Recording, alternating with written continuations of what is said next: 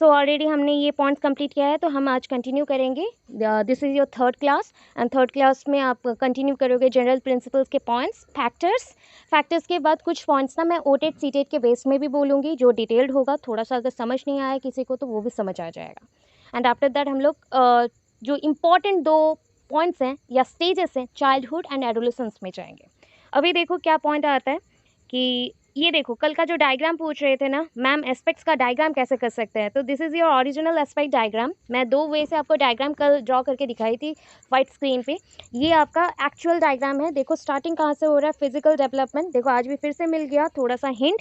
So physical से start करोगे, मैंने नंबरिंग किया number 1, so this is your number 2, 3, 4, 5, 6। अभी बोलो मैम यहाँ पे बिहेवियरल तो है ही नहीं। मैंने क्या बोला था, अगर कंबाइन कर लोगे सारी चीज़ों को तो क्या मिलेगा, आपके बिहेवियर में चेंजेस आते हैं, पर्सनालिटी और एटीट्यूड में चेंजेस आते हैं, सो दैट बिहेवियरल ओवरऑल होता है। सो ये ऐसा चलता है, ठीक है। आपका क्लॉकवाइज डायरेक्शंस में ये चलेगा, ये सर्कल। एंड देखो ये इंटरकनेक्टेड टू ईच अदर है। सो यहाँ पे देखो ये कनेक्शंस हैं, आफ्टर दैट छोटे छोटे और भी कनेक्शंस हैं। तो ये आपका इंटरेक्शन पॉइंट है जहाँ पे एक एस्पेक्ट दूसरे एस्पेक्ट से कनेक्शन क्रिएट कर रहा है, ठीक है, कनेक्शन क्रिएट कर रहा है। सो मूव करते हैं नेक्स्ट पॉइंट पे। देखो यहाँ पे ना वेरियस एस्पेक्ट्स को भी मैंने और डिटेल समझा रही हूँ, बट जनरल प्रिंसिपल्स हम थोड़ा समझ लें। जनरल प्रिंसिपल्स, अच्छा wait, I think general principles यहाँ पे नहीं है।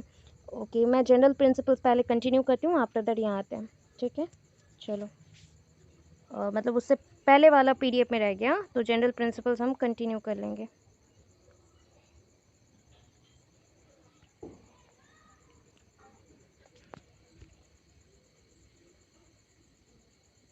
ओके तो ऑलरेडी नेचर ख़त्म, ये ख़त्म। ओके आगे लो, जनरल प्रिंसिपल्स के कुछ पॉइंट्स हम लोग कर रहे थे, ठीक है। कहाँ गया वो पीडीएफ ही कल, हाँ मिल गया। General principles of growth and development. तो ऑलरेडी ओवर था प्रिंसिपल ऑफ कंटिन्यूटी। अगर नहीं समझ आया तो डायग्रामेटिक आज समझाऊंगी। सेल से लेके स्टार्ट होगा, एंड होगा आपके डेथ पीरियड में, मतलब बर्थ से लेके अगर डेथ पीरियड में कंप्लीट होता है तो ये कंटिन्यूअस प्रोसेस है, that is called the continuity, ठीक है। जो प्रोसेस ऑलवेज कंटिन्यू रहता है, निरंतर चलते रहता है, उसको हम कंटिन्यूटी बोलते हैं। थोड़ा सा हिंट दे रही हूँ। रेट ऑफ ग्रोथ हर एक चीज़ का मतलब सोच लो जैसे स्पीड, तो सबका स्पीड सेम नहीं होता। किसी का स्पीड है, राइटिंग स्पीड थोड़ा ज़्यादा होता है तो किसी का कम होता है। तो वैसे ही सोच लो, ग्रोथ और डेवलपमेंट का जो स्पीड है, रेट है या फिर रिदम है, वो सब में क्या होता है, अलग अलग होता है। बट उसका जो पैटर्न है कि पहले फिजिकल डेवलपमेंट, फिर मेंटल डेवलपमेंट, फिर इमोशनल डेवलपमेंट, ये जो सीक्वेंस है सब में सेम रहेगा। बट उसका स्पीड थोड़ा आगे पीछे हो सकता है, या कोई एक फास्टर होगा तो कोई एक स्लोअर होगा। दैन देखो प्रिंसिपल ऑफ इंडिविजुअल डिफरेंस, कल भी बताया था कि इंडिविजुअल डिफरेंस मतलब हम सब अलग अलग हैं, भिन्न भिन्न हैं। So we are different from each other. तो डिफरेंट फ्रॉम ईच अदर का मतलब हो जाता है क्या है, हम में जो आईक्यू लेवल है वो अलग है, हमारा फिजिकल जो ग्रोथ है वो अलग है, हमारा हाइट अलग है, हमारा वे ऑफ टॉकिंग, बोलने का स्टाइल सबका अलग अलग होता है। सो दैट इसको इंडिविजुअल डिफरेंस बोल सकते हैं। एक एग्जाम्पल दिया था मेल एंड फीमेल का, ठीक है, बॉय और गर्ल का। देन आया था यूनिफॉर्म ऑफ पैटर्न, मैंने बोला था ना, एक आपने भी मुझे एग्जाम्पल देते हुए बोला था क्या ना, एक छोटा बच्चा है तो पहले क्या सीखेगा, वो पहले बैठना सीखेगा, आफ्टर दैट पकड़ के कोई किसी चीज़ का सपोर्ट लेते हुए खड़े होना सीखेगा, एंड देन वो रन करना सीखेगा, वर्क करना सीखेगा, देन रन करना सीखेगा। तो ये होता है ना आपका क्या, यूनिफॉर्म पैटर्न। बिकॉज ये सारे इंसानों में या फिर सारे एनिमल्स में, लिविंग ऑर्गेनिजम्स में ऐसा ही होता है। प्लांट्स के केसेस में अलग है, बाकी के केसेस में मतलब जो ह्यूमन्स हैं उनका पैटर्न एक है, जो एनिमल्स हैं उनका पैटर्न एक है, और जो प्लांट्स हैं उनका पैटर्न एक है। पहले वो सीड्स रहेंगे, सीड से वो थोड़े थोड़े बड़े हो गए, उसके बाद धीरे धीरे पेड़ के डिफरेंट पार्ट्स आए, ब्रांचेस आए, पत्ते आए, उसके बाद वो फूल होगा, देन फल होगा, ऐसे करके चलता है। तो ये भी एक सीक्वेंस है। तो पैटर्न सब में सेम होता है, बट पैटर्न के बाद जो चीज़ें आती है, जैसे मैंने स्पीड बोला, रिदम बोला, पेस बोला और रेट बोला, ये सब अलग अलग होते हैं। Development proceeds from general to specific. कल 3 बार इसको समझाया था कि डायग्राम अगर माइंड में फिक्स नहीं हो रहा है तो अपने हाथों को देख लो। अपने हाथों में जो बड़ा पोर्शन है, जैसे कि हो गया आपका पाम पोर्शन, तो पाम पोर्शन को मान लो कि ये क्या है, जनरल पॉइंट है, सामान्य पॉइंट है। उसके बाद जब कोई चीज़ों को डिटेल्डली देखते हो ना, थोड़ा थोड़ा करके जैसे डिटेल्ड इन्वेस्टिगेशन करते हैं, तो उसको बोलते हैं हम स्पेसिफिक। तो छोटे छोटे पॉइंट्स को अगर डिटेल्डली देखते हो उसको स्पेसिफिक बोलते हैं, ओवरऑल जब देखते हो तो जनरल बोलते हैं। ठीक है, सो आपका डेवलपमेंट कैसा है, कैसे मूव करता है, जनरल टू स्पेसिफिक। फिर देखो और एक पॉइंट बताया था जो कि हिंट दे रही हूँ टोटल आपको, that is your principle of integration. Integration मतलब होता है जोड़ना, यहाँ पे इंटीग्रेट मतलब एक चीज़ दूसरी चीज़ों में मिक्स हो रहा है, या फिर ऐसा चीज़ है ए का पॉइंट है, ये बाउंड्री है, बी के बाउंड्री के साथ ये जुड़ गया, तो this is your integrated portion. So यहाँ पे आपका पॉइंट आता है कि development proceeds from general to specific और फ्रॉम होल टू पार्ट। पहले हम ओवरऑल देखते हैं, जैसे बोलते हैं ना कहीं पे आप एक एरिया देखना चाहते हो, ठीक है, एक एरिया देखने जा रहे हो तो क्या देखते हो, पहले पूरा आप ऊपर से देख लेते हो, हाँ ये एरिया अच्छा लग रहा है, फिर अंदर जाते हो एंड धीरे धीरे एक एक पोर्शन को चेक करते हो, तो इसका मतलब हो गया होल टू पार्ट। कंप्लीट देखा, उसके बाद छोटे छोटे पॉइंट में डिटेल्ड वे से देखा। तो प्रिंसिपल ऑफ इंटीग्रेशन भी वही होता, पहले ऊपर से देखो, फिर अंदर जाके छोटे छोटे पॉइंट तक देखो। फिर देखो 7 पॉइंट पे, that is called principal of inter relation. Inter relation, inter relation क्या है, अगर एस्पेक्ट्स का डायग्राम अभी फिर से देखा था वो याद आ रहा है तो याद करना कि जितने भी एस्पेक्ट्स हैं these are interconnected, all aspects are connected to each other and some portion of one aspect joint with the other portion of another aspect. तो ये जो पोर्शन जहाँ पे जॉइन हो रहा है, इसका मतलब हो गया कि आपके सारे जो एस्पेक्ट्स हैं इंटर रिलेटेड है। इंटर मतलब क्या होता है, मैं जैसे बोलती हूँ ऑब्वियस कि इंट्रा एंड इंटर के अंदर क्या कंपैरिजन है, ये ऑलवेज आपको पूछा जाता है, यानी कन्फ्यूज़न बहुत रहता है। इंटर मतलब जैसे सोच लो कि दो कॉलेज के अंदर कंपटीशन चल रहा, दो पर्सन के अंदर कंपटीशन चल रहा, टू और मेनी, दो चीज़ों के अंदर हम कंपैरिजन कर रहे, तो उसमें हम इंटर वर्ड का यूज़ करते हैं। अगर इंट्रा बोला गया तो विद इन, आपके अंदर जो चल रहा है, कोई एक चीज़ के अंदर ही चल रहा है, तो उसको हम बोलेंगे इंट्रा। ठीक है, सो यहाँ पे बोला गया इंटर रिलेशन, इंटर रिलेशन, सो जो भी मल्टीपल चीज़ें यहाँ पे जुड़े हुए हैं उन सारी चीज़ों का मिला जुला एक रिलेशन। ठीक है, तो this states that the 3 types of development, कौन से डेवलपमेंट देखो किसको मेनली हमने बोला था, ये याद है आपको, डायग्राम अगर फिजिकल के बाद आया था कॉग्निटिव, कॉग्निटिव के बाद सोशल, सोशल से जुड़ा हुआ मैंने बोला था, यहाँ पे मेंटल, मेंटल तो यहाँ पे आ ही रहा है, मेंटल के साथ मोरल, इमोशनल एंड लैंग्वेज तीनों जुड़े हुए हैं, एंड लास्टली बिहेवियरल। तो यहाँ पे देखो social, cognitive and specially emotional, मतलब आप जो भी सोचते हो, आप जो इमोशन फील करते हो, क्या वो फील जो आप बोलते हो हार्ट में पेन हो रहा है, एक्चुअल क्या हार्ट में पेन होता है या फिर दिमाग सोचता है, कोई बोल पाएगा, आप फील कहाँ से करते हो, बोलो, ये एक्चुअल किसी ने अगर पूछा तो ये फीलिंग्स कहाँ से आती है, एनीवन, दिमाग से, दिमाग से।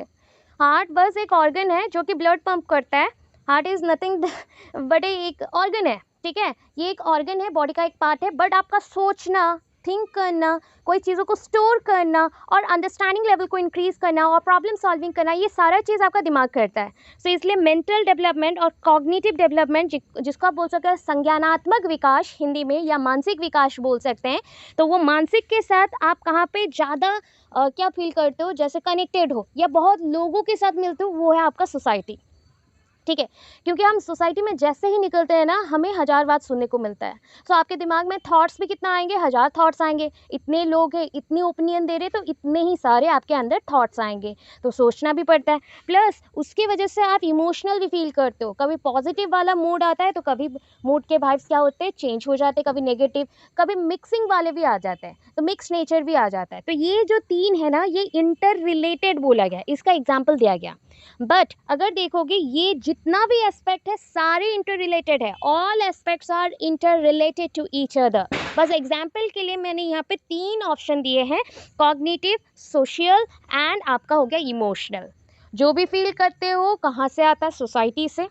कौन थिंक करता है, दिमाग थिंक करता है। ठीक है, इसको बोला गया principle of inter relation. Then आया डेवलपमेंट इज प्रेडिक्टेबल, समझाया था कि आपका अगर पेरेंट्स का, क्योंकि एक बच्चा कैसे बनता है, ओवा एंड स्पर्म जब मिक्स हो जाते हैं, व्हेन ओवा and sperm is mix together it forms a baby. ठीक है, जाइगोट बोल लो, बेबी बोल लो, एम्ब्रायो बोल लो, ऐसे बन जाते हैं।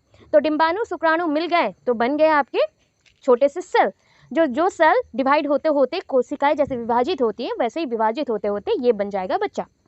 ठीक है, अभी इस चीज़ को आप क्या बोल सकते हो, ये जो गुण आए, कैरेक्टर्स आए, characters are derive from the parents. जितने भी कैरेक्टर्स हैं वो कहाँ से आए ना, पेरेंट्स से डिराइव कर रहे हैं। हाफ आते हैं, 50% आते हैं अपनी मदर से, 50% आते हैं फादर से। तो पैटर्नल मैटर्नल दोनों का कॉम्बिनेशन से एक बच्चा बनता है। ठीक है, अभी सोचो आपके फादर का हाइट बहुत ज़्यादा है, जैसे कि 6 फीट के हैं, एंड मदर का हाइट 5.5 है या 5.4 है। सो मिक्स कैरेक्टर के साथ ये आ गया आपके बच्चे के पास। सो हम प्रेडिक्ट कर सकते हैं उनके डिवीज़न प्रोसेस के थ्रू, ऑब्जर्वेशन के थ्रू, अवलोकन करते हुए, देखते हुए कि ये बच्चे का हाथ पैर थोड़ा थोड़ा लंबा दिख रहा है, तो ये बड़े होके ना लंबा इंसान बनेगा। समझ रहे हो? तो दिस इज कॉल्ड प्रेडिक्टेबल। सो हमने क्या बोल दिया, डेवलपमेंट प्रेडिक्टेबल है, हम ऐसे ही प्रेडिक्ट करते हैं। ठीक है, नेक्स्ट देखो नंबर 9। ओके, नंबर 9 क्या है ना, प्रिंसिपल ऑफ डेवलपमेंटल डायरेक्शन। अच्छा देखो, डेवलपमेंटल डायरेक्शन क्या है, मैंने डायरेक्शन के लिए कुछ डायग्राम बनाए हुए हैं, मैं बताऊंगी। अच्छा, पहले और भी पॉइंट्स हैं उसको जानते हैं। आपके हाथों में जो मसल्स हैं, क्या सारे हाथ हो गए, बॉडी हो गए, सारे मसल्स का इक्वल साइज के हैं, सारे समान हैं, इक्वल साइज के हैं? ये सुन लो, है क्या? क्या सोच रहे हो बताओ, ये सुन लो कि मैं क्वेश्चन पूछ रही हूँ, क्या आपके बॉडी में जितने मसल्स हैं क्या वो सेम है, सेम साइज के हैं? No ma'am. No ma'am. Okay, तो थिंक करो आपके हाथों में दो पोर्शंस हैं। ठीक है, आपके बॉडी में ना दो दो चीज़ें होती है, एक छोटे मसल्स होंगे तो these are the small muscles, and बड़े मसल्स भी होंगे। तो अभी इमेजिन करना, अपने बॉडी आपके पास ही है अपना बॉडी, तो अभी इमेजिन भी आप ही को करना है कि अपने फिंगर्स को टच करो। फिंगर्स में जो मसल्स हैं ना, these are very small muscles. ठीक है, वो सारे बहुत छोटे मसल्स हैं, एंड ये बहुत फ्लेक्सिबल है ना, इसलिए फ्लेक्सर मसल बोलते हैं। बिकॉज आप क्या करते हो, try to hold a pen, try to hold a बोतल, हम बोतल पकड़ने का ट्राई करते हैं, पेन पकड़ने का ट्राई करते हैं, या फिर हम किसी को हाथ पकड़ने का ट्राई करते हैं, या डोर ओपन करने का ट्राई करते हैं, तो ये सारे छोटे मसल्स का काम है। ठीक है, स्मॉल मसल्स बोला गया। बट आप किसी चीज़ को उठा रहे हो, ठीक है, ऊपर उठा रहे हो, तो होल्ड करने के लिए तो स्मॉल मसल्स चाहिए, बट एनर्जी और स्ट्रेंथ के साथ जो ऊपर उठा रहे हो उसके लिए आपके लार्ज मसल्स चाहिए, बड़े मसल्स चाहिए। तो आपके जो आर्म्स में जो मसल्स है उसको हमने लार्ज मसल्स बोला। जैसे आपके थाई पोर्शन में जो मसल्स हैं, these are the large muscles. आपके नी के नीचे में भी जो स्ट्रेंथ दे रहा है, आपके पैरों को स्ट्रेंथ दे रहा है, एंड आप खड़े हो पाते हो, तो वो क्या है, लार्ज मसल्स हैं। इवन जो आपके हिप पोर्शन में, मतलब सिट करते हो आप, जो बैठते हो, वो पोर्शन में भी मसल है, वो आपके लार्ज मसल्स हैं। तो अभी पॉइंट सुनो, क्या लिखा गया, प्रिंसिपल ऑफ डेवलपमेंटल डायरेक्शन, मतलब हम दिशा दिखा रहे हैं अभी। ठीक है, दिशा कौन सा है, the development of motor control started from large and fundamental muscles to small and fine muscles. अभी देखो क्या बोला गया, हमारा जो डेवलपमेंट होता है, मोटर कौन सा है, motor means moving, motor means क्या है, मूविंग। जो गतिशील होता है उसको हम मोटर बोलते हैं, मूविंग है। सो आपके जो बड़े मसल्स हैं वो मोटर डेवलपमेंट के लिए रिस्पॉन्सिबल है। आपके जो बड़े मसल्स हैं, जैसे वॉकिंग हो गया, रनिंग हो गया, जंपिंग हो गया, तो इसके लिए क्या चाहिए, बड़े मसल्स चाहिए। कोई चीज़ों को उठाना हो गया तो इसके लिए क्या चाहिए, बड़े मसल्स चाहिए। तो बड़े मसल्स मोटर होते हैं, मूविंग होते हैं। बट अगर मैं आ जाऊं कि जो फंडामेंटल वर्क करता है, जिसको होल्ड करना है या पकड़ना है, चप्पल पहनने हैं, तो उसके लिए क्या चाहिए, आपके फिंगर्स चाहिए, छोटे छोटे मसल्स चाहिए। तो वहाँ पे कौन से मसल्स है, स्मॉल एंड फाइन मसल्स। ठीक है, स्मॉल एंड फाइन मसल्स। तो आपके फिंगर्स में जो मसल्स हैं उसका नाम क्या बोला मैंने, फ्लेक्सर मसल्स। कौन से मसल्स हैं, फ्लेक्सर मसल्स। स्पेलिंग लिखना है, लिख सकते हो, फ्लेक्सर। ठीक है, flexor muscles, flexor muscle, because ऐसे याद रखोगे, these are so flexible by which you can hold a pen, you can hold a bottle etcetera, hold a glass also. So इसके लिए इसको फ्लेक्सर मसल बोला गया, फ्लेक्सिबिलिटी शो करता है। ठीक है, सो ऐसे याद रखो। तो आपका डेवलपमेंट का डायरेक्शन क्या है, पहले बड़े मसल्स एक्टिव होंगे, उसके बाद छोटे मसल्स एक्टिव होंगे। ठीक है, अभी आ जाओ नेक्स्ट में। तो नंबर 10 में है, growth and development is a joint product, जुड़ा हुआ है। प्रोडक्ट बोला गया है तो कौन सा साइन पड़ेगा, एडिशन वाला या फिर मल्टीप्लिकेशन वाला, बताओ। प्रोडक्ट जब भी हम बोलते हैं कोई दो चीज़ों के अंदर प्रोडक्ट बनेगा, तो कौन सा, ये केमिस्ट्री नहीं है तो प्लस साइन नहीं देना है। ठीक है, मल्टीप्लिकेशन, राइट, मल्टीप्लिकेशन पड़ेगा, ठीक है। तो यहाँ पे हमारा जब भी जॉइंट प्रोडक्ट बोला गया, जॉइंट मतलब दो, तो देखो पहला आ गया, वुडवर्थ का नाम लिया था कल। सो वुडवर्थ ने बोला है कि D इक्वल्स टू क्या है, पहला चीज़ है heredity multiplied with the environment, multiplied with the environment. So आपका हेरिडिटी क्या है, वंशानुक्रम, वंशानुक्रम। तो वंशानुक्रम में क्या आते हैं, जो आपके क्रोमोसोम्स हैं वो क्या करते हैं, कैरेक्टर्स को लेके आते हैं, वन जेनरेशन से नेक्स्ट जेनरेशन को ट्रांसफ़र करते हैं। और आपका जो एनवायरनमेंट है ये क्या करता है, ये इन्फ्लुएंस करता है, अफेक्ट करता है। जैसे मेरा ग्रोथ बहुत ज़्यादा होने वाला था, बट अगर मैं न्यूट्रिशन को बैलेंस्ड रख दूँ, न्यूट्रिशन कहाँ से लिया, अपने सराउंडिंग से लिया। तो सराउंडिंग को क्या बोलते हैं, एनवायरनमेंट बोलते हैं, पर्यावरण बोलते हैं।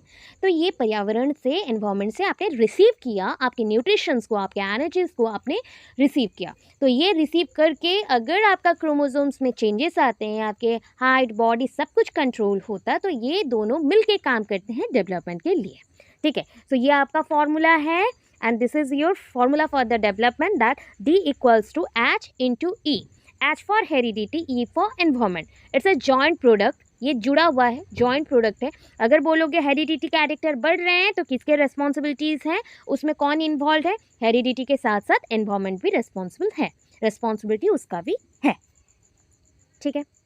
अभी देखो 11th वाला पॉइंट क्या बोल रहा है, development is spiral not linear. आपका जो डेवलपमेंट है ना वो सीधे सीधे नहीं जाता है, अगर सीधे जाता ना सो इजी होता, बहुत इजी लगता। डायग्रामेटिकली हम जब ड्रॉ करते हैं तो ये ना लीनियर लगता है, बट जब एक्चुअल देखोगे डेवलपमेंट कैसे हो रहा है तो ये स्पाइरली मूव करता है, ऐसा स्पाइरली मूव करता है, स्प्रिंग जैसा, ठीक है। डेवलपमेंट क्या फॉलो नहीं करता, doesn't follow a straight path, linear path या स्ट्रेट लाइन फॉलो नहीं करता है, ये फॉलो करता है स्पाइरल को, जैसे सर्कुलर मोशन पे या फिर स्पाइरल और स्प्रिंग जैसा ये मूव करे, ठीक है। अभी यहाँ पे डायग्राम तो है नहीं, एम्स देख लो क्या है, एम्स एंड ग्रोथ फिर से मिल जाएंगे आपको दूसरे वाले नोट्स में, वहाँ पे पढ़ते हैं। इतना समझ आया क्या प्रिंसिपल से, ये सुनो हम कहाँ पे थे ना, हम स्टार्ट करने वाले थे आज फैक्टर्स, ठीक है। ऑलरेडी हमने ओवर कर लिया था stages, growth, development, meaning, definition, concept, difference and principles को भी, ठीक है। इतना पॉइंट कंप्लीट कर लिया। अभी बाकी का क्या है ना, aspects of growth and development हम थोड़ा सा डिटेल्ड पढ़ेंगे। हिंदी में कल थोड़ा सा बताया था, इन्फॉर्म किया था about the different type of development, जो इंपॉर्टेंट डेवलपमेंट्स हैं, एस्पेक्ट्स हैं, उसको बता दिया था। आज हम लोग इंग्लिश में भी पढ़ेंगे डिटेलली, ठीक है। दैन फैक्टर्स पढ़ेंगे, दैन हम एम्स में जाएंगे, एंड लास्ट जो टाइप्स, जो उसके डिफरेंट स्टेजेस हैं एंड विद उसके जो डिफरेंट टाइप ऑफ फैक्टर्स हैं, उसके टाइप्स हैं, उसको पढ़ना है डिटेलली, ठीक है। अभी चलो ये क्या है डायग्राम, आज स्टार्टिंग में ही बताया, this is your aspect diagram, ठीक है। एस्पेक्ट से पहले ये डायग्राम ड्रॉ करना है हमें, ठीक है।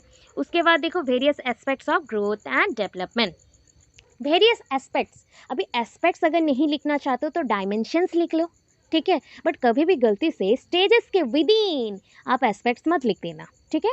स्टेजेस अलग है, एस्पेक्ट्स अलग है, एस्पेक्ट्स को डायमेंशंस बोल सकते हो। जैसे आपके बॉडी स्ट्रक्चर को अगर मेज़र करना है तो यू नीड 3D, मतलब 3 डायमेंशन स्ट्रक्चर, ठीक है। वैसे ही होता है कि इसके भी डायमेंशंस हैं, तो हम डायमेंशंस को एक के बाद एक देखेंगे। तो first one is the physical development. तो फिजिकल डेवलपमेंट मतलब फिजिकल डेवलपमेंट के जितने भी एस्पेक्ट्स हैं उसमें सबसे आगे कौन आता है, फर्स्ट सीक्वेंस, याद है ना, सीक्वेंस क्या था, सीक्वेंस में आपको याद करने के लिए बोला था पीसीएस, इन बच्चों को एक सीक्वेंस दिया था, पीसीएस एंड लैम्बोर्गिनी बोल सकते हो, ठीक है। सो LMB, सो LMB क्या छूट गया, बोलो, एक छूट गया ना, एल के साथ क्या आएगा बताओ, ई, ठीक है, इमोशनल, ई आएगा, ELM एक साथ जुड़ा हुआ था, ELM एक साथ जुड़ा हुआ, तो ये आपका एस्पेक्ट्स का सीक्वेंस है। आपके टेट एग्जाम्स में मेनली पूछे जाते हैं कि इसका सीक्वेंस बताओ, ऑप्शंस दे देंगे 4, which one is the correct sequence, which one is the correct sequence, you have to choose one, जो आपको अप्रोप्रिएट लगा आपको वो सिलेक्ट करना पड़ता है, इसलिए सीक्वेंस मैंने दिया कि PCSELMB, ठीक है, PCSELMB ये सीक्वेंस है, ठीक है, PCS से याद रख सकते हो, ओके। चलो नेक्स्ट, तो फिजिकल डेवलपमेंट में क्या बोलते हैं ना, it is a process that starts in human infancy and continues till the adolescent. Physical development involves, अच्छा please mute up your microphone. कर लो. Okay. So it is a process that starts in human infancy. ये जो physical development है specially faster होता है. आपके book के according ये मेंशन किया गया है कि ह्यूमन इन्फेंसी से हम इसको शो करेंगे. हम गर्भाशय से नहीं दिखाएंगे, हम प्रेगनेंसी पीरियड से नहीं दिखाएंगे या ऊम से नहीं दिखाएंगे, but development will start from the um period and and with the टूम period. ये आपके गर्भाशय से आरंभ होगा एंड समाधि में अंत हो जाएगा. बट हम बोलते हैं फिजिकल डेवलपमेंट स्पेशली बढ़ना, वो कैसे देखोगे आप? जब बच्चा पैदा हो जाएगा उसके बाद आप फिजिकल डेवलपमेंट को ऑब्जर्व कर सकते हो, देख सकते हो. तो उस बेसिस पे हमने बोला कि ये स्टार्ट होता है ह्यूमन इन्फेंसी में and continues till adolescent. Physical development तब तक चलते रहता है, आपका एडोलेसेंट पीरियड तक चलते जाएगा. उसके बाद क्या होता है? उसके बाद फिजिकल डेवलपमेंट थोड़ा स्लोअर हो जाएगा एंड बाकी डेवलपमेंट फास्टर हो जाएंगे.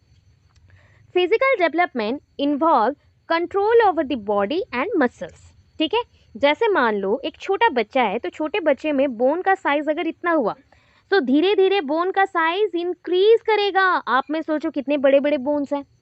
एक छोटे बेबी का बोन, हैंड में जो बोन है, अस्थि बोले जाते हैं हिंदी में, उसका अस्थि और हमारा अस्थि क्या सेम है साइज में? नहीं, उसका बोन का स्ट्रक्चर अलग होगा बिकॉज वो सॉफ्ट होता है एंड हमारा जो बोन है थोड़ा सा स्ट्रांग है. ठीक है, ये धीरे धीरे इंक्रीज कर रहा है. These are also living cells. ये भी सारे जिंदा है, ऐसा नहीं है स्केलेटन है बोल के डेड है. स्केलेटन नहीं है, मतलब स्केलेटन होने से भी ये सारे लिविंग सेल्स हैं. कैल्शियम फॉस्फेट कार्बोनेट से कॉम्बिनेशन से ही बनते हैं एंड इसमें न्यूट्रिशंस पे सप्लाई होता है. सो दैट इसका साइज भी, अगर ये बोन है तो बोन का साइज अगर इतना था पहले स्टार्टिंग में इन्फेंसी पीरियड में जब बच्चा पैदा हुआ था, तो धीरे धीरे ये इंक्रीज होते होते ये साइज इतना हो जाएगा. ठीक है, सो हमने क्या पढ़ा ना? फिजिकल डेवलपमेंट इन्वॉल्व्स किसके ऊपर कंट्रोल दिखाता है? फिजिकल डेवलपमेंट मतलब शारीरिक विकास किस पे हम चेक कर सकते हैं ना? बॉडी पे एंड मसल्स पे. बॉडी पे एंड मसल्स पे आपका बॉडी का ग्रोथ भी हो रहा है, धीरे धीरे बढ़ रहा है. बचपन में ज़्यादा देखने को मिलते हैं. ठीक है, आफ्टर एडोलेसेंट ये थोड़ा स्लोअर हो जाता है. जैसा हमारा ग्रोथ ना अभी स्टॉप हो चुका है, हम अभी फैट के अकॉर्डिंग बढ़ जाते हैं. फैट बढ़ता है तो हम बढ़ जाते हैं. अदरवाइज हमारा जो मेन डेवलपमेंट था, फिजिकल और शारीरिक विकास था, वो हो चुका है, ओवर हो चुका है. ठीक है, मसल्स ऐसे बढ़ेंगे, बॉडी भी ऐसे बढ़ेंगे. ओके, पहला हो गया. मोटर डेवलपमेंट अच्छे से सुनना. जो एग्जाम्पल मैंने आपको हाथ मतलब large muscles and small muscles दिए थे, उसका कंपैरिजन करके बताया, वही चीज़ है आपका यहाँ पे. आपके बॉडी में अगर पूरा, अच्छा बताओ, आपके घर पे कोई डब्बा तो होगा ही, कैन होगा या कोई भी एक ऐसा ही जार जैसा होगा. ओके, अदरवाइज हॉर्लिक्स का पैकेट लाते हो या सैरलेक का पैकेट लाते हो या कोई भी चीज़ का पैकेट लाते हो, तो पैकेट्स में क्या लिखा रहता है? वेट के बारे में नेट लिखा रहता है ना, नेट वेट. ठीक है, ऐसा कुछ मेंशन होता है चीज़ों का वेट के लिए, नेट वेट बोला जाता है. नेट क्या है पता है? अगर एक ये क्या है, आपका पेपर बॉक्स है. पेपर बॉक्स या जार के विद इन जो सामान आप खरीद रहे हो, suppose I am buying some Horlick और हॉलिक्स खरीद लिया, या फिर आई एम बाइंग समथिंग जैसे अचार पिकल्स ले लिया या मिल्क प्रोडक्ट ले लिया, कुछ भी ले लिया, तो हम क्या करते हैं कि बॉक्स का वेट पहले नाप लो, फिर उसके अंदर जो अमाउंट भरा उसका वेट नाप लो. तो आपको एग्जैक्टली सब्सट्रैक्ट करने से एग्जैक्ट आप जो चीज़ें खरीद रहे हो उसका वेट आपको पता चलेगा. ठीक है, अगर आप सिर्फ सामान का वेट ले रहे हो, बॉक्स का वेट नहीं ले रहे हो, तो that is called net weight. Net weight. ठीक है, अगर मैं क्या करूँ, बॉक्स प्लस सामान जो है, अमाउंट जो है उसका वेट ले रही हूँ, तो उसको बोलते हैं ग्रॉस. ठीक है, ग्रॉस, GROSS, ग्रॉस. ठीक है, तो ये क्या हो गया? नेट. ये हो गया gross. Gross means total and सिर्फ सामान का हो गया नेट. ठीक है, आपके अभी घर पे अगर हो, किचन में जाओ एंड किचन में जाके देखो, कोई भी जार कुछ होगा, उसके पीछे लिखा रहेगा नेट वेट. नेट वेट मतलब वो जार को छोड़ के उसके अंदर जो सामान था उसका वेट बोला गया है वहाँ पे. ठीक है, ये हो गया आपका ग्रॉस एंड वेट. अभी सोचो, आपका जो बड़े मसल्स हैं वो अगर एक्टिव हैं तो वो कौन सा एक्टिविटी करेंगे? बताया था हमने, मोटर, मूविंग वाले एक्टिविटीज़ करेंगे. मूविंग वाले एक्टिविटीज़ करेंगे, जो मूव होता है, गतिशील है वो. तो it refers to the development of a child's bone. बच्चे का बोन का डेवलपमेंट हो रहा है, मसल्स का डेवलपमेंट हो रहा है, एंड एबिलिटी टू मूव. मैं बोल रही हूँ एबिलिटी टू मूव. अच्छा, अभी बताओ, मैं पहले भी पढ़ा चुकी हूँ कि आपके बॉडी का पैरों में मसल्स बड़े कहाँ पे है? इन लेग्स. इनलेट्स ओनली बोलना है, थाइस में एंड नी से बिलो, नी से बिलो, ठीक है। आपका जो जांग वाला पोर्शन है और जो आपके नी से नीचे का पोर्शन है, वो दोनों मसल्स देखो आप अभी टच कर सकते हो, ये कितने स्ट्रांग भी होते हैं एंड कितने बड़े होते हैं, ठीक है। सो वो किस लिए हेल्प करते हैं बताओ? आपको बैठने के लिए हेल्प करते हैं या फिर आपको चलने के लिए हेल्प करते हैं? दौड़ने के लिए हेल्प करते हैं, बैठने के लिए हेल्प नहीं करते हैं, बैठने के लिए हिप पोर्शन है, ठीक है। सिटिंग के लिए वो है। अदरवाइज आपके वर्किंग हो गया, रनिंग हो गया, जंपिंग हो गया, ये सब कुछ करने के लिए आपके बड़े मसल्स का यूज़ होता है। सोचो अभी बड़ा मसल्स हैं तो इसको कौन सा डेवलपमेंट बोलेंगे हम? Motor development, motor development. तो फिजिकल डेवलपमेंट का और एक पार्ट है that is your motor development. Physical development का और एक पार्ट है that is your motor development. And motor development दो टाइप्स के होते हैं, दो टाइप्स के होते हैं। Motor means movement, motor development two types के होते हैं। एक होता है ग्रॉस मोटर डेवलपमेंट, ग्रॉस मतलब बड़ा, लार्ज मसल्स जहाँ पे इंक्लूड है, एंड और एक होता है fine motor development, fine motor development, gross motor development and fine motor development. Gross क्या है? मैंने अभी बोला लार्ज मसल्स जहाँ पे इन्वॉल्व हैं, in which work the large muscles are involve is called gross motor development. In which work or in which movement? Okay, in which movement the large muscles are involved, and this is called gross motor development. Just like examples are work, run, sit, stand. Seat में क्या है? अगर अभी कहीं पे आपको आपके पैरों के बल बैठना है तो आपको पैर चाहिए, आपके लार्ज मसल्स चाहिए, ठीक है। फाइन मोटर डेवलपमेंट क्या है? फाइन, बहुत पतले पतले काम करोगे, सूक्ष्म। अगर ग्रॉस बोलते हो ना, ग्रॉस मतलब स्थूल, बड़ा, ठीक है, ग्रॉस बड़ा, होल, कंप्लीट, ठीक है। फाइन बोलोगे सूक्ष्म, मतलब अति छोटा, मतलब बहुत ही पतले पतले से। सो आपके फिंगर टिप्स को टच करो, छोटे छोटे हैं। अभी बोलो कौन सा मसल्स बोला था आपके फिंगर्स में है, फ्लेक्सिबिलिटी शो करता है, तो कौन से मसल्स आएंगे बताओ फटाक से? कौन सा मसल बोला? विच मसल्स? नेमली कौन सा? फ्लेक्सर मसल, फ्लेक्सर, ठीक है, फ्लेक्सर। याद करना स्टार्ट करो बिकॉज बुक में मेंशन नहीं है, या फिर अपने कॉपी लेके बैठो, वहाँ पे लिख के रख लो flexor muscle for fine motor development. Fingers में प्रेजेंट होते हैं, फिंगर्स में रहते हैं, ठीक है, फिंगर्स में रहते हैं। सो ये फ्लेक्सिबिलिटी शो करते हैं, तो इसके थ्रू आपके हैंड में क्या करते हो? ग्रिप आता है किसी चीज़ को पकड़ने के लिए, ठीक है, ग्रिप मिलता है। So fine motor development involves the small muscles of the body, especially in the hand, जो आपके हाथों में छोटे छोटे से मसल्स हैं, ठीक है। अभी देखो मैंने क्या बोला, मोटर डेवलपमेंट कितने टाइप में आता है ना? There are two type of motor development. Motor development comes under physical development, ये शारीरिक विकास का ही एक पार्ट है, और इसको हम बोलते हैं, मतलब देखो फिजिकल डेवलपमेंट के बाद ही मोटर डेवलपमेंट हर एक जगह मेंशन होता है, बिकॉज इससे part of physical development and it consist of the motor means moving, तो ऐसे मसल्स जो मूव कर सकते हैं। सो मूविंग में भी अगर बड़े मसल्स मूव कर रहे हैं, so the large motor development, large muscles motor development. ऐसे सुनने में थोड़ा और लग रहा है इसलिए ग्रॉस बोल दिया, तो ग्रॉस मोटर डेवलपमेंट। अगर छोटे छोटे मसल्स काम कर रहे हैं जो बहुत ही छोटे हैं, जैसे कि पेन पकड़ना, होल्ड करना, तो उसके लिए फाइन मोटर डेवलपमेंट, ठीक है। अभी देखो नेक्स्ट वाला आते हैं, मेंटल और कॉग्निटिव डेवलपमेंट। मेंटल और cognitive development, so it includes the development of cognitive. अभी कॉग्निटिव क्या होता है? आपका दिमाग का विकास हो रहा है। मेंटल डेवलपमेंट बोला गया ना, तो इसमें आ जाता है कॉग्निटिव, एक टर्म है, कॉग्नोसियर टर्म से आया है, ठीक है। कॉग्नोसियर मतलब टू नो, कोई चीज़ को जानना, कोई चीज़ को समझना। एंड ये किसने दिया था? पियाजे ने, जीन पियाजे ने ये कंसेप्ट दिया था। कौन सा? कॉग्निटिव टर्म का, एंड पूरा थ्योरी बना लिया उस पर। सो कॉग्निटिव का मतलब होता है दिमाग का विकास, आपका दिमाग कैसे चल रहा है, ठीक है। आपके दिमाग में ना ब्रेन है, सपोज थिंक कर लो, ये जो आपका ब्रेन का दो पार्ट बना रही हो, ऐसा कुछ स्ट्रक्चर है। अभी डिटेल तो नहीं बनाऊंगी, ऐसा स्ट्रक्चर है, आप इसको कवर किया जाता है अपर पार्ट से। अगर ब्रेन को देखोगे, सोच लो ये राइट है, ये लेफ्ट है, सो दोनों ना डिफरेंट डिफरेंट वर्क करते हैं। एक आर्ट्स के लिए होता है तो एक साइंस के लिए होता है। साइंस में लॉजिक होते हैं, तर्क लगाने पड़ते हैं, सोचना पड़ता है, आइडियाज़ निकालने पड़ते हैं, इनोवेटिव आइडियाज़, नए नए उद्भावन करने हैं, नए आइडियाज़ निकालने हैं। बट जब हम बात करते हैं आर्ट्स का, तो skill development, different type of methods का development, way of teaching change करना, वे ऑफ टॉकिंग चेंज करना, तो जो भी प्रोसेस आया क्राफ्ट, ड्राइंग, वो सारा आ गया आपका आर्ट में, ठीक है। सो ऐसे करके दोनों पोर्शंस में, एक है राइट के लिए तो एक है लेफ्ट के लिए, ठीक है। सोच लो आपका दिमाग का जो राइट पोर्शन है वो ऑलवेज आर्टिस्टिक होता है, लेफ्ट पोर्शन जो है वो साइंस के लिए होता है, लॉजिकल थिंकिंग करता है, तर्क लगाता है। तो इसलिए मैंने आपको डायग्राम दिखाया। अभी इसमें पता है आपके दिमाग में अगर इंफॉर्मेशन को स्टोर ही करना है तो छोटे छोटे से पैकेट्स बनते हैं ऐसे, this are the packets of knowledge, knowledge packets बोलते हैं, this are the knowledge packets. And ये नॉलेज पैकेट्स का नाम है स्कीमा, स्कीमा। जस्ट लाइक हम बोलते हैं ना cell is the basic structural functional unit of living organism, तो वैसे ही स्कीमा जो है छोटे छोटे नॉलेज यूनिट है, ज्ञान उसमें भरा पड़ा है, आइडियाज़ उसमें छुपे हुए हैं, तो उस यूनिट्स को हम बोलते हैं ये भी नॉलेज का यूनिट है, इससे दिमाग सोचना स्टार्ट करता है, ठीक है।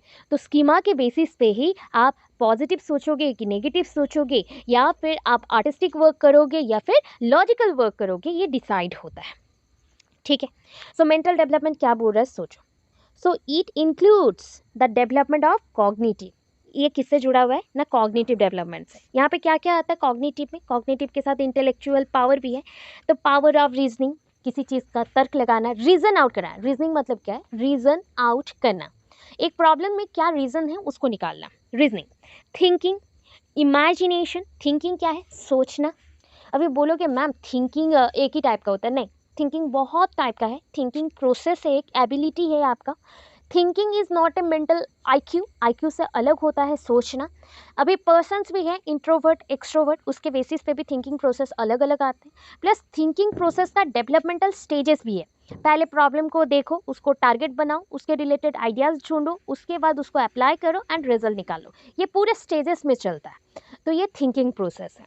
फिर क्या है, इमेजिनेशन, किसी के लिए सोचना, कोई चीज़ सोचना, that is called imagination, imagine करना, अगर मैं ये काम कर लूँ तो मुझे इतना फ़ायदा होगा, that is your imagination. You try to imagine something related to your business, related to your work, related to your job etcetera, तो वो इमेजिनेशन है। फिर आया कंसंट्रेशन, कंसंट्रेशन मतलब फोकस, केमिकल वाला कंसंट्रेशन नहीं है, स्ट्रॉन्ग बोल सकते हो उसमें, बट यहाँ पे है फोकस, किसी चीज़ पे फोकस करना, लगे पड़े रहना, एक मतलब बोलते हैं ना अपना दिमाग को एक ही चीज़ में लगाए रखो, तो that is called concentration, focus. फिर क्या आया, क्रिएटिविटी, क्रिएटिव होना, क्रिएटिव राइटिंग होता है ना जैसा, अभी जानते हो कि क्रिएटिविटी भी होने के लिए आर्ट्स चाहिए, ठीक है, आर्टिस्टिक स्किल्स चाहिए, without that we are not creative in nature, so हम क्रिएटिव नहीं बन पाएंगे। सो क्रिएटिविटी मतलब क्रिएटिव एक्टिविटी, ठीक है, क्रिएटिव एक्टिविटी, ठीक है, जैसे कुछ नया चीज़ बना लेना, कुछ पुरानों चीज़ों को मिला के DIY कर लेना, नया चीज़ बनाना, कोई चीज़ों को एक्सप्लेन अपने वर्ड से कर देना, पोएम राइटिंग, एसे राइटिंग, ये सारे आपके आ जाएंगे क्रिएटिव में, और भी है बहुत सारे। फिर आ गया आपका सेंसेशन, सेंसेशन मतलब कोई भी चीज़ों को एक्सेप्ट करने से पहले आपके बॉडी में क्या एक्टिव है, सेंस एक्टिव है, ठीक है, आपके बॉडी में सेंसेस एक्टिव हैं, एंड सेंसेस कोई भी इंफॉर्मेशन को पहले लेता है, जैसे अभी ना आप मेरे बातों को सुन रहे हो एंड स्क्रीन पे देख रहे हो, तो ये जो पॉइंट है, जैसे मैं बोलूँ कि सपोज़ ये आपका आई है, ठीक है, ये आँखें हैं आपके, एंड ये अभी क्या करेगा, रिसीव करेगा इन्फॉर्मेशन को, ठीक है, सोच लो यहाँ पे एक फ्लावर है, सो उसका कलर को वो क्या कर रहा है, देख रहा है, ठीक है, तो ये जो फॉर द फर्स्ट टाइम देख के रिसीव किया, इन्फॉर्मेशन को लिया, तो उसमें क्या है ना, eyes also a sense organ, तो वो रिसीव कर रहा है, तो ये प्रोसेस को मैंने बोला सेंसेशन, सेंसेस के थ्रू एक्टिव रहना कोई चीज़ को रिसीव करने के लिए, सेंसेशन, ठीक है। फिर क्या है, परसेप्शन, अब इस सेंस ऑर्गन का यूज़ करके जो एक्सेप्ट करके दिमाग को भेजा, दैट इज़ कॉल्ड परसेप्शन, ठीक है, परसीव करना, फिर से ले लेना, पहले मैंने सेंस ऑर्गन का यूज़ किया, दैट इज़ कॉल्ड सेंसेशन, उसको रिसीव करके दिमाग को सेंड किया, तो दैट इज़ कॉल्ड परसेप्शन। अभी परसेप्शन करने के बाद अगर इंफॉर्मेशन को दिमाग में स्टोर करके रखना है, तो that is called memory, memory, किसी का मेमोरी अगेन क्या होता है, शॉर्ट टर्म होता है, किसी का फिर लॉन्ग टर्म होता है, तो बहुत सारा मेमोरी है, एपिसोडिक मेमोरी होते हैं, लॉन्ग टर्म मेमोरी होते हैं, या फिर शॉर्ट टर्म मेमोरी होते हैं, या फिर आपके क्या बोलते हैं विजिबल मेमोरी होते हैं, अनविजिबल मेमोरी होते हैं, मतलब जो चीज़ें दिखती हैं या फिर रिपीट होती हैं उसको विजिबल मेमोरी बोलते हैं। लॉन्ग टर्म मेमोरी जो आपके 1 मिनट से अबव आपके दिमाग में स्टोर हो जाए तो उसको लॉन्ग टर्म मेमोरी बोलते हैं। Short term minimum 30 seconds to 60 seconds तक आपके दिमाग में स्टोर हो सकता है, उसके बाद आप भूल जाओगे, तो वो चीज़ होता है short term memory. Just like Ghajini, याद रखना, ठीक है, शॉर्ट टर्म मेमोरी। डिस्क्रिमिनेशन मतलब क्या होता है? नॉर्मली डिस्क्रिमिनेशन मतलब भेदभाव, अलग अलग करना, ठीक है। सपोज मैंने आपको रेड रोज दिया और आपको और एक मैंने येलो रोज दिया, तो ये जो कलर वेरिएशन आप देख पा रहे हो या सेपरेट कर पा रहे हो, अपने दिमाग के अकॉर्डिंग सोच पा रहे हो कि this two colours are not same, not equal and they are different. So दो अलग अलग फूल है, अलग अलग कलर है, so that is called discrimination. Decide करना whether it is belongs to this or not, ये चीज़ इससे जुड़ा हुआ है, बिलोंग करता है या नहीं करता है, या अलग अलग है, दैट इज कॉल्ड डिस्क्रिमिनेशन। जैसे लड़का लड़की अलग है तो दैट इज कॉल्ड डिस्क्रिमिनेशन, इसको जेंडर डिस्क्रिमिनेशन बोलेंगे। मैंने अभी जो एग्जाम्पल दिया था फूल का, तो वो कलर डिस्क्रिमिनेशन हो गया। डिस्क्रिमिनेशन मतलब भेदभाव। अभी नेक्स्ट देखो, जनरलाइजेशन मतलब general idea gaining. General idea gaining, कोई भी चीज़ों को देखने के बाद ओवरऑल जो आइडिया मिलता है तो उसको हम बोलते हैं जनरलाइजेशन। अभी फर्स्ट यूनिट में इतना इन्फॉर्मेशन तो मिला होगा कि आपको पता चला होगा कि इस पूरे बुक में चाइल्ड साइकोलॉजी के रिलेटेड ही सारे पढ़ाई है और बच्चों से ही जुड़े हुए क्वेश्चंस आएंगे, सो दैट आपको जनरल आइडिया इतना मिल गया। तो आपका जनरलाइजेशन है कि ये बुक बच्चों के साथ जुड़ा हुआ है, ये आपका जनरलाइजेशन है, ठीक है। अच्छा, इतना समझ आया क्या मेंटल डेवलपमेंट में क्या क्या होता है? ये सुन नो, mental development. Yes ma'am. Okay, चलो नेक्स्ट में चलेंगे, that is a social development. Ma'am yes, बोलिए। मैम ये थोड़ा सा एक बार सेंसेशन और परसेप्शन में थोड़ा सा डिफरेंस बता दिए मैम। ओके, सेंसेशन मतलब अपना सेंस ऑर्गन का यूज़ करना। अच्छा, मैं ना थोड़ा सा आपको पहले से बताती हूँ, एक्चुअली इसका डिटेल नहीं बताऊंगी तो समझोगे नहीं। देखो, पूरा स्टेजेस होता है। पहले चीज़ होती है कि हम पहले ना परसेप्शन करते हैं, ठीक है, परसेप्शन करते हैं। परसेप्शन के अंदर एक छोटा पोर्शन होता है सेंसेशन। सेंसेशन के बाद परसेप्शन एंड सेंसेशन को ऐड अगर करोगे तो मिलेगा कंसेप्ट फॉर्मेशन, ठीक है। कंसेप्ट फॉर्मेशन, ये 3 वर्ड्स को याद रखना है। सेंसेशन का मतलब होता है सेंस ऑर्गन का यूज़ करना टू रिमेंबर समथिंग और टू एक्सेप्ट समथिंग, कोई चीज़ों को ग्रहण करने के लिए। सपोज आप कोई चीज़ों को अभी कलर देखना चाहते हो, तो कलर्स को भेदभाव कैसे करोगे? अगर मैं ब्लाइंड हूँ तो मैं कलर को डिस्टिंग्विश नहीं कर सकती, सो मैं सिर्फ टच के थ्रू डिस्टिंग्विश करूँगी। अगर मेरा आइज़ ओपन है तो आइज़ का यूज़ करके मैंने कलर को डिस्टिंग्विश किया। या फिर कोई साउंड को अगर डिस्टिंग्विश करना है कि क्रैकर्स का साउंड अलग है एंड टीवी में गाने का साउंड अलग है, तो ये जो वेरिएशन मैं देख रही हूँ ये सेंसेस का यूज़ करी। एंड सेंसेस क्या है? आपके जो 5 सेंस है उसका यूज़ किया। उसका यूज़ करके बाहर से कोई भी इंफॉर्मेशन को अगर मैं लेके अपने बॉडी तक लेके आती हूँ या बॉडी में अंदर डालती हूँ तो that is called sensation. But sensation is a part of perception. Perception मतलब कोई चीज़ को सिर्फ ले जाना। कहाँ तक ले जाओगे? सेंट्रल नर्वस सिस्टम तक, अपने ब्रेन तक, अपने ब्रेन तक ले जाना है।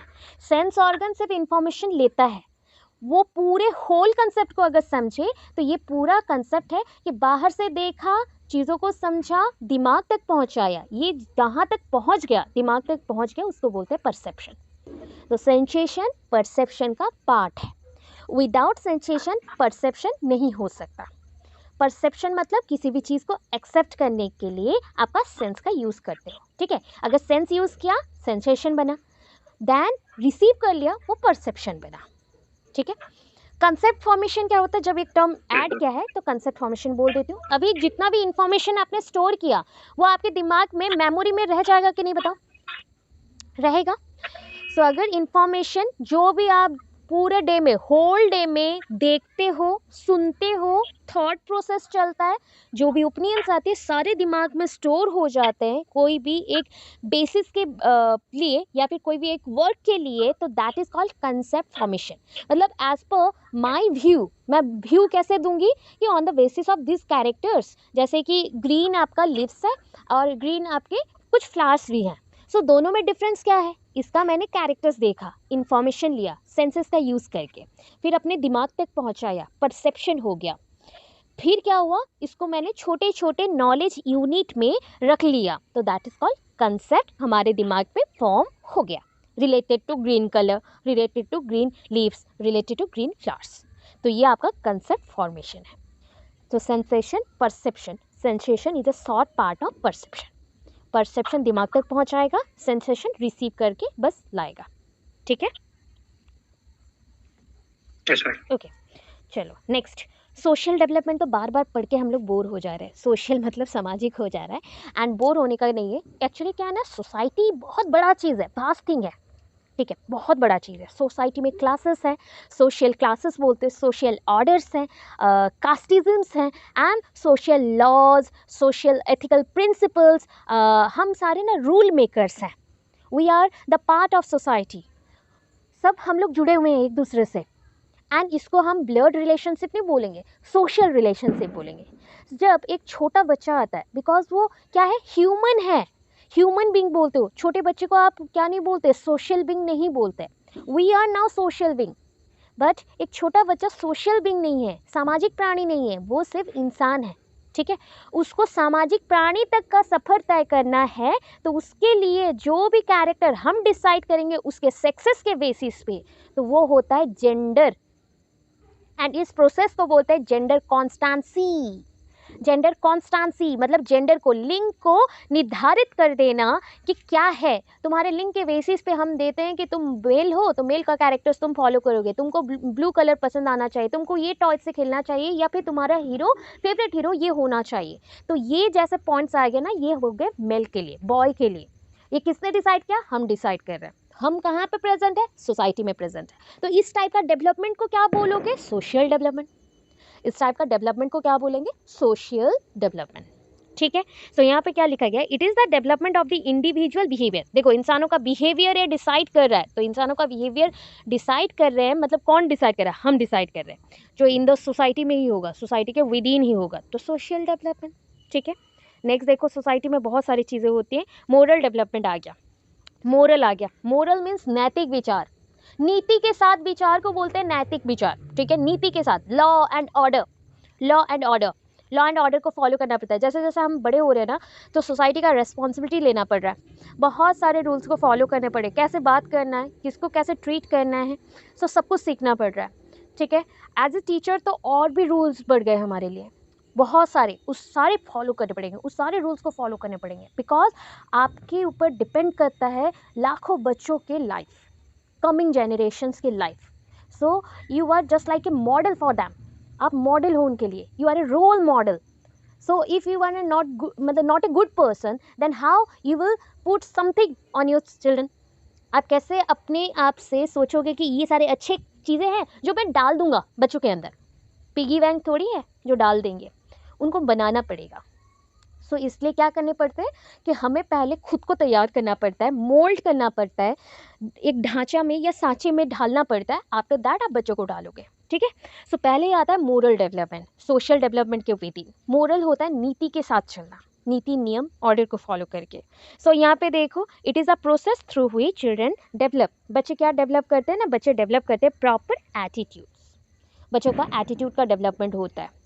एक बच्चे को ना, दो बच्चे हैं आपके पास, ठीक है, सोच लो, ए एंड बी। एक को आपने ना ऑलवेज सिखाया कि खाना सबके साथ बांट के खाना चाहिए, कोई भी चीज़ हो, दुख सुख हो, सब कुछ बांट के करो, ठीक है, देखो आप अकेले फील नहीं करोगे। और एक को बोला तुम्हारे पेरेंट्स के पास बहुत पैसा है, तुम जैसे चाहो रह सकते हो, तुम्हारा ये सब कुछ तुम्हारा है। सो दोनों के एटीट्यूड में कितना डिफरेंस आया, ठीक है, कितना डिफरेंस आया, मतलब बोल सकते हो ज़मीन आसमान का फ़र्क है, वो डिफरेंस आ जाएगा, ठीक है। एक हो गया, ये बहुत ही अच्छा पर्सन बनेगा, उसका पर्सनालिटी बहुत अच्छा आएगा, उसका एटीट्यूड पॉजिटिव रहेगा। ये क्या रहेगा, इगोइस्टिक, ऑलवेज थिंक करेगा अपने बारे में, ऑलवेज सोचेगा वही सब कुछ है, वही भगवान जैसा फील करना स्टार्ट करे। तो ये होता है एटीट्यूड में changes on the basis of moral behaviour. Moral means हो गया आपका मोरालिटी, मतलब बैड मोरालिटी होता है, मोरल होता है, गुड मोरल भी होता है। वैल्यूज़, ये वैल्यूज़ के ऊपर, आपके लाइफ के कुछ उसूल होते हैं, कुछ वैल्यूज़ होते हैं, उसके ऊपर जिंदा रहना। तो यहाँ पे देखो, ये सारे गुड है, पॉजिटिव है, ये सारे नेगेटिव है, ठीक है। And behaviour towards their people in the society, समझ में आ गया। अभी ऐसे बच्चे को अगर सोसाइटी में छोड़ोगे, इनको हमेशा प्रेज मिलेगा। ये ऑलवेज सब लोगों को एक, जैसे बोलते हैं ना, एक थ्रेड में सारे बीड्स को बांध लो, माला पहनते हो ना मोतियों के, हाँ, एक थ्रेड सोच लो, सोसाइटी में एक बड़ा सा थ्रेड है, सूता है, एंड उसमें हम लोग ना सारे एक एक छोटे छोटे से बीड्स है, तो हम ना एक दूसरे से जुड़े हुए हैं। और कैसे स्ट्रॉन्ग कनेक्शंस बिल्ड कर सकते हो without any kind of blood relationship also, कि हमारे अंदर सोशल रिलेशनशिप अच्छा रहे, हम लोग एक दूसरे से अच्छे से बात करें, कभी स्लैंग यूज़ ना करें, और एक दूसरे को रेस्पेक्ट देते रहे, चाहे वो छोटा हो या बड़ा हो। अगर ऐसा बिहेवियर करते हो तो this are the good moral behaviour and this concept was developed by Kohlberg. ठीक है, कोलबर्ग के कंसेप्ट में आता है, एंड कोलबर्ग आपके सेकंड यूनिट में एक लॉन्ग क्वेश्चन है। कॉग्निटिव डेवलपमेंट का भी एक लॉन्ग क्वेश्चन है, फिर मोरल डेवलपमेंट का भी एक लॉन्ग क्वेश्चन है। ठीक है, इमोशनल डेवलपमेंट आपका नहीं है, बट टेट के एग्जाम्स के अकॉर्डिंग आएगा तो मैं पढ़ाऊंगी, ANU बच्चों का है। ठीक है, सो ये गुड आ गया, ये सारे बैड में ही आएगा, तो बिहेवियर पूरा नेगेटिव, एंड बड़े होके ये कभी सक्सेस नहीं हो सकता अपने लाइफ में, सक्सेस इसको नहीं मिलेगा, ये ऑलवेज वैसे ही घमंडी रहेगा, एंड लास्ट में क्या हो जाएगा, सब इसको छोड़ के भागेंगे। तो ये चीज़ हो गया कि दो चीज़ों का डिफरेंस। तो आप सोचो एज ए टीचर आपको किसको चूज़ करना है। ठीक है, मोरल डेवलपमेंट के लिए, बैड को या गुड को। सो ये मोरल डेवलपमेंट का पार्ट है। नेक्स्ट आता है emotional development. Emotional development, emotions जानते हो ना, इमोशंस मैंने बार बार बताया, कल के क्लास में भी बताया था। Emotions are of two types. On the basis of social development and moral development क्या होता है, आपके इमोशंस का भी विकास होता है, मतलब सांवेगिक विकास, सांवेगिक विकास। और ये किससे जुड़ा हुआ है, मैं ऑलवेज बताती हूँ, बहुत लोग बोलते हैं कि दिल टूट गया, अरे कुछ दिल विल नहीं टूटता, आपका दिमाग जो सोचता है ना, बहुत ही डिप्रेस, मतलब आप किसी पर्सन से बहुत ज़्यादा कनेक्टेड हो एंड सडनली वो अकेले करके छोड़ के चले जाते हैं, तो आप सोचते हो कि हाँ मुझे पेन हो रहा है, कुछ नहीं, 2-3 दिन के बाद आप जब स्टेबल माइंड में आ जाओगे, उसको एक कैजुअल थिंग सोच लोगे एंड वो सॉल्व हो जाएगा। ठीक है, सो आप सब कुछ कहाँ से ला रहे हो, आपके दिमाग से, आपका दिमाग ही सब कुछ सोच रहा है, आपके दिल में कुछ नहीं होता, आपके दिमाग में ही सब कुछ हो रहा है। So emotional development it refers to a child's ability to regulate and control emotions. Emotional development क्या है, बच्चे को ऐसे तैयार करना कि वो अपनी इमोशंस को कंट्रोल कर सके एंड रेगुलेट कर सके, कि कैसे चलाना है मेरे इमोशंस को, मेरे सांवेगिक विकास को मैं कैसे चलाऊं, मेरे इमोशंस को मैं कैसे कंट्रोल करूं। And on the basis of that हमारे पास दो टाइप के इमोशंस हैं। ठीक है, there are two types of emotion, first one is positive emotion, second one is the negative one. A negative emotion, positive emotions include just like the enjoyment, joy, amusement, laughter, etc. In the negative one, we have anxiety, depression, angerness और sadness, etc. तो ऐसे आपके emotional development होते हैं। And emotional development जो emotion term है, ये Greek word से आया है, ये ग्रीक वर्ड है इमोवियर। ठीक है, याद रखो, इमोवियर, इमोवियर। ठीक है, इमोवियर टर्म से आया है, एंड इमोवियर टर्म का मतलब होता है to stir up, to stir up, मतलब किसी चीज को ना मिक्स कर लेना, मिक्स कर लेना, that is a stir up. जैसे आप दाल बना रहे हो, दाल में आप कोई एक ऐसा तो चम्मच लोगे ना, स्पून लोगे बड़ा सा, जो मिक्स करने में हेल्प करता है, तो वैसे उस चीज़ को हम स्टेयर अप भी बोल सकते हैं। केक मिक्स कर रहे हो या दाल मिक्स कर रहे हो, तो वो स्टेयर अप है। ठीक है, सो इमोवियर का मतलब होता है टू स्टेयर अप। अभी क्या चीज़ है इसमें ना, इतने सारे इमोशंस हैं, एंड ये कंसेप्ट किसने निकाला था ना, गोल्डस्टीन, गोल्डस्टीन। ठीक है, गोल्डस्टीन, STEIN, गोल्डस्टीन। ठीक है, इतना इनफ है। फिर देखो last one, language development. So language development क्या होता है ना, ये एक लर्निंग का ही प्रोसेस है। देखो इसको ना लैंग्वेज लर्निंग बोलते हैं, भाषागत अधिकरण और अधिग्रहण।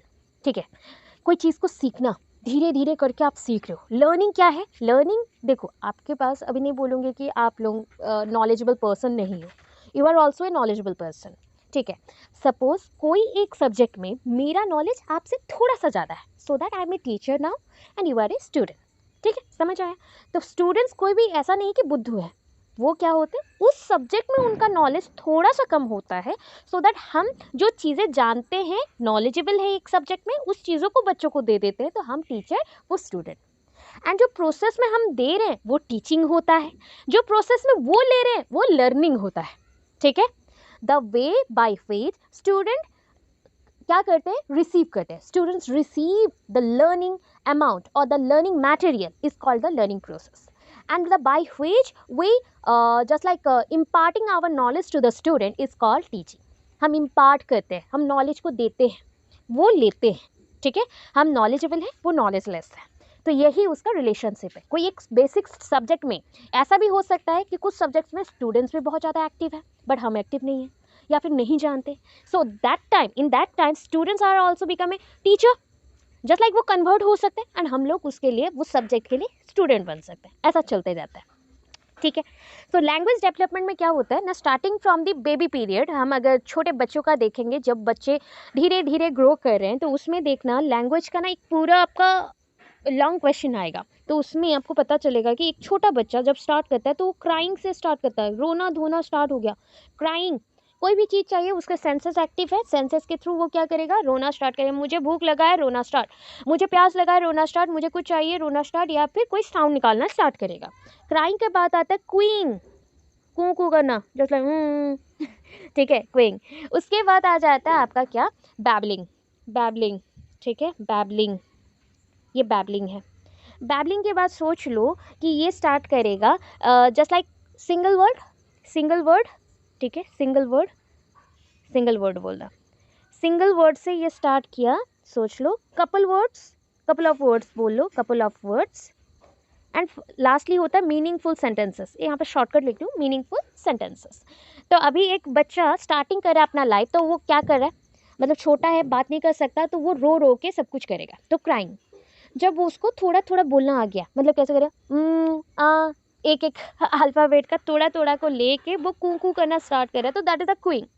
फिर क्या है, बैबलिंग, मम मम मम, प प प प, ये हो गया बैबलिंग। देन आया वर्ड, पापा, मामा, वाटर, तो ये हो गया आपका एक एक वर्ड। फिर आया कपल वर्ड्स, पानी लाओ, मम्मा आओ, पापा आओ, ये सारे हो गया कपल वर्ड्स।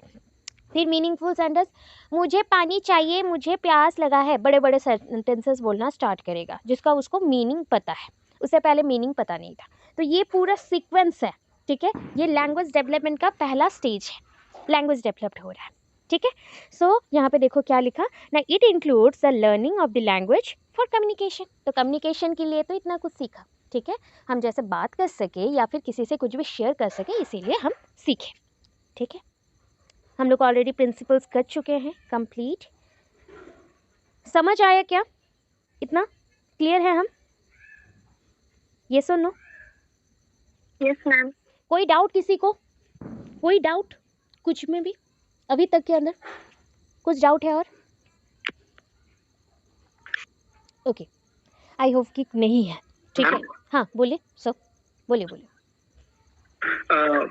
मैम आपने जो अभी इमोशनल डेवलपमेंट में जैसे आपने ये ग्रीक वर्ड है ना, इमोवियर, इमोवियर, बोलिए मैम, ये ग्रीक वर्ड है, हाँ ग्रीक वर्ड है। मैम आपने ये कॉग्निटिव डेवलपमेंट में भी एक वर्ड बोला था, ऐसे ग्रीक वर्ड में एक्चुअली लिख नहीं पाया, एक बार फिर बताएंगे। कॉग्नोसियर, स्पेलिंग दे देती हूँ मैं, देखिए, कॉग्नोसियर, SCERE, ठीक है, कॉग्नोसियर, कॉग्नोसियर का मतलब है टू नो। मैम जैसे आपने टू नो मतलब to gain the knowledge, to know, किसी चीज को जानना।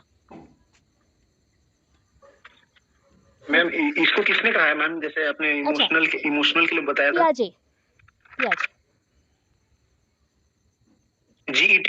GET, मतलब ऐसे प्रोनाउंसिएशन सब कोई कर लेते हैं, पाइगेट, पाइगेट इसका प्रॉपर प्रोनाउंसिएशन नहीं है, पियाजे इसको बोला जाता है, टी साइलेंट रहता है, ठीक है, पियाजे।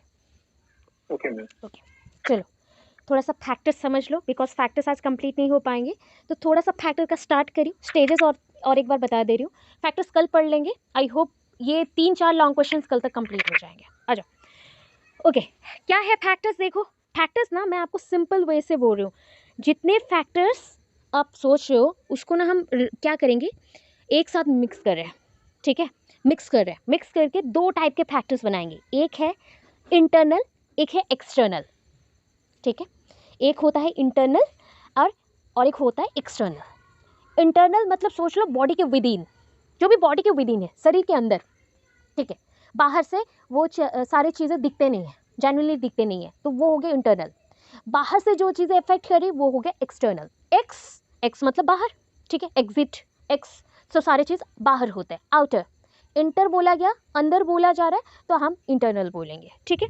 अभी देखो फैक्टर्स में कुछ ऐसा डायग्राम फिर से बनाया गया जहाँ पे मेंशन है the first one is the hereditary factor. देखो आपके ना बुक में मेंशन नहीं है, एंड मैंने आपको बोला था कि मैं आपको नोट्स कुछ ऐसे ऐसे बुक से दूंगी जो आपकी सीटेट के बेस्ड होगा, बिकॉज मैं सीटेट के क्लासेस ऑलरेडी कर रही थी लास्ट ईयर, तो इसलिए मैं नोट्स जो देती हूँ वो सीटेट के बेस्ड होगा या फिर आपके टीचिंग जॉब्स के लिए जो एग्जैक्टली चाहिए वही होगा, ठीक है। सो यहाँ पे फर्स्ट फैक्टर देखो क्या है, हेरिडिटरी, अभी समझाया था, क्रोमोसोम्स, जीन्स, डीएनए, ये सारी चीज़ें हैं, ठीक है, मतलब कैरेक्टर जिसमें ट्रांसफ़र हो रहा है। अभी मैं उसका इन्फॉर्मेशन एग्जाम्पल्स बहुत दूंगी बट बाद में, अभी के लिए याद रखो hereditary factor.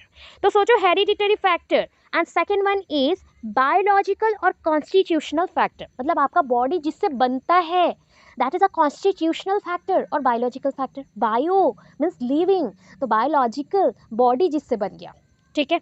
So hereditary and biological factor, ठीक है। एंड देखो next one is the intelligence factor. ये इंटेलिजेंस सबका अलग अलग है, IQ लेवल इज डिफरेंट, सबका अलग है, हम रेंज बता सकते बट पर्टिकुलर IQ किसी का नहीं बता सकते।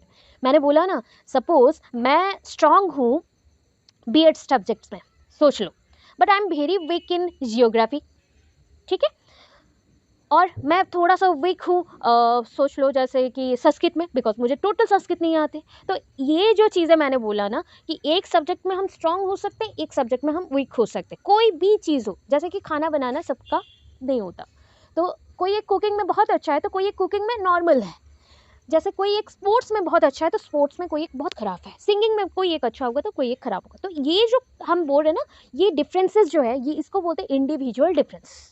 ये जो डिफरेंसेस है जिसके वजह से इंडिविजुअल्स अलग अलग होते हैं, इसको बोलते हैं क्या ना, इंडिविजुअल डिफरेंस।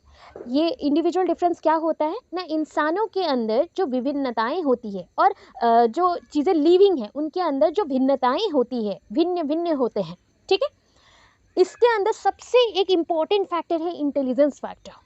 किसी को मैथ्स अच्छे लगते हैं तो किसी को साइंस, किसी को इंग्लिश अच्छा लगता है तो किसी को संस्कृत, ये जो डिफरेंसेस आया तो ये इंटेलिजेंस है, ठीक है। इंटेलिजेंस, इमोशनल फैक्टर अभी समझाया था, जो इमोशंस हैं, एस्पेक्ट्स हैं, वही फैक्टर भी हैं। And social nature, social nature कौन डिसाइड करेगा, सोसाइटी, ऑलरेडी आप सब पढ़ चुके हो। अभी देखोगे एक चीज़ क्या मेंशन किया वो देखो, तो पहला चीज़ है hereditary factor and biological factor, ये जो दो चीज़ें हैं ना ये इंटरनल है, ठीक है, इंटरनल है, ठीक है, पूरे बॉडी के विदिन ही प्रेजेंट है, उसको बाहर निकाल के हम नहीं चेक कर सकते, बॉडी के विदिन है, ठीक है, हर एक सेल में प्रेजेंट है, कोशिकाओं में प्रेजेंट है, हेरिडिटरी क्रोमोसोम। बट बाकी जो तीन चीज़ें ना बाहर छोटा मोटा एग्जामिन करके टेस्ट करके हम देख सकते हैं। सो ये बाहर का है, एक्सटर्नल पॉइंट ऑफ व्यू में आएगा, एक्सटर्नल, ये आ जाएगा इंटरनल, ठीक है, इंटरनल। ये सीटेट के बेस्ट मैंने दे दिया, सीटेट के बेस्ट मैंने दिया है, बुक के अकॉर्डिंग बस पढ़ना चाहते हो तो बुक आप पढ़ सकते हो, रीड कर सकते हो, मैं थोड़ा डिटेल्ड ही दूंगी हमेशा, जैसा आपको 50 बार कोई दूसरे यूट्यूबर्स के पास जाना ना पड़े, पढ़ना ना पड़े, मैं एक ही बार टेट के एग्जाम्स के लिए भी दे रही हूँ, डिटेल्ड ही दूंगी सारा चीज़, ठीक है। अभी आ जाओ स्टेजेस ऑफ डेवलपमेंट, पहले स्टेजेस पढ़ना पड़ते हैं फिर हम फैक्टर्स में जाते हैं। स्टेजेस मैंने शॉर्टकट बोला था कल, फिर बोला था कि मैं अपडेटेड वर्जन दूंगी आपको, तो अपडेटेड वर्जन लो आ गया, ठीक है। सो स्टेजेस ऑफ डेवलपमेंट में कितने स्टेजेस है देखो हम पढ़ रहे, तो मैंने आपको बोला था कि there are 2 types of stages, पहले याद कर लो स्टेजेस कितना है, 2 टाइप के हैं। कैसे चेक करना है कि नाटालिटी मतलब हो गया, देखो कैसे मैं याद करवाती हूँ आपको, ये सोच लो ये आपका पूरा डेवलपमेंटल स्टेजेस है। पहला क्या है सोच लो, ये पीरियड है नाटालिटी, नाटालिटी, नाटालिटी का मतलब होता है बर्थ, ठीक है, बर्थ, बर्थ रेट बोला जाता है बट हम बर्थ मान लेते हैं अभी। नाटालिटी, नाटाल, नाटाल मीन्स जिंदा, बर्थ, बर्थ से पहले जो आता है pre natal, pre natal period, pre natal, ठीक है। नाटालिटी के बाद जो आएगा पीछे पोस्ट, पोस्ट आया, पोस्ट नाटाल, पोस्ट नाटाल, ठीक है। सो प्री नाटाल क्या है ना, आपका प्रेगनेंसी पीरियड जो है, ठीक है, 0 to 9 मंथ पूरा प्रेगनेंसी पीरियड। नाटालिटी क्या है ना, बर्थ पीरियड, जब बर्थ हो रहा है, labour pain and birth. Post natality क्या है, infancy, childhood and adolescence, infancy, childhood and adolescence, ठीक है, समझ आया। येस और नो?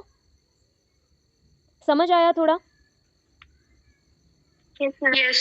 ओके अगर नहीं आया ऑलरेडी वीडियो अपलोड हो जाएगा, फिर से देखना। 2 बार बोल चुकी हूँ, ऑफलाइन में भी 2-3 बार बोल चुकी हूँ, फिर मैं बता रही हूँ।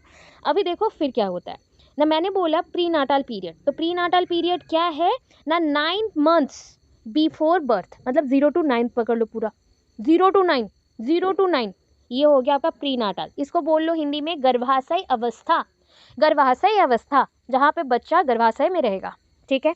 फिर देखो नंबर 2 में क्या आता है, इन्फेंसी। इन्फेंसी क्या है, मतलब ये जो 0 to 9 है, ये यहाँ पे मंथ लिखना, अदरवाइज रॉन्ग हो जाएगा। ये है बर्थ के बाद, तो ये कौन सा स्टेज है, बर्थ के बाद ये पोस्ट नाटालिटी में आता है, पोस्ट में आता है, पोस्ट, इतने सारे सब कुछ पोस्ट में आएंगे इन्फेंसी से लेके। तो इन्फेंसी में 0 to 2 ईयर्स, 0 to 2 ईयर्स, पता है बच्चों का 0 to 2 ईयर्स में कौन सा चीज़ एक्टिव रहता है, सेंसेस, कल ही बोला था, senses are very active. Senses are teachers लिखा गया है, मतलब जो भी उसको सीखना है तो पहले स्टेज में वो सेंसेस से ही सीखेगा। नेक्स्ट देखो अर्ली चाइल्डहुड, तो अर्ली चाइल्डहुड कौन सा है, ये एग्जैक्टली सीटेट के बुक्स के अकॉर्डिंग नोट्स बनाए गए हैं, जो चाहिए था अपडेटेड करके मैं दी हूँ अगेन। अर्ली चाइल्डहुड में क्या है, 2 to 6 years, 2 to 6 years, and 2 to 6 years को मैं बोली भी थी आपको कि ये टाइम पे बच्चे स्कूल जाना स्टार्ट करते हैं, स्कूल जाना स्टार्ट करते हैं, मतलब जैसे प्ले स्कूल जाना स्टार्ट करते हैं, तो इसको क्या बोलते हो ना, preschool age, preschool age, ठीक है, प्री स्कूल एज। इसके बाद देखो लेटर चाइल्डहुड, लेटर चाइल्डहुड क्या है, 7 to 11 years, 7 to 11 years. Specially जो वर्ड्स इसको डिफाइन करता है उसी को ही मेंशन किया गया है, गैंग एज, गैंग एज, ठीक है, गैंग एज है। फिर डिटेलली एक एक जाएंगे, फिर से जाएंगे। फिर एडोलेसेंस कौन सा है, 12 to 19, याद रखना ये टीन एजर्स है। 12 to 19 बोलोगे अभी मैम 12 तो नहीं आता, 11 तो नहीं आता, ये सब तो टीन में नहीं आ रहा, अरे बट ऑनसेट ऑफ प्यूबर्टी तो फीमेल्स में हो जाता है ना, गर्ल्स में, तो वहाँ से हम मैच्योरिटी को पकड़ते हुए चल रहे कि हाँ यहाँ से बच्चा डेवलप होना स्टार्ट कर रहा है, सो दैट ये क्या है ना 12 to 19, ठीक है। एंड इसमें बच्चे का मैंने एक आइडेंटिटी दिया था कि आइडेंटिटी क्राइसिस होता है, मतलब यहाँ पे एक कैरेक्टर दिया था कि आइडेंटिटी क्राइसिस मेन कैरेक्टर है, ठीक है। अच्छा इसके बाद इन्फेंसी से कंटिन्यू करेंगे कल के क्लास में। क्या इतना हम समझ गए, येस और नो?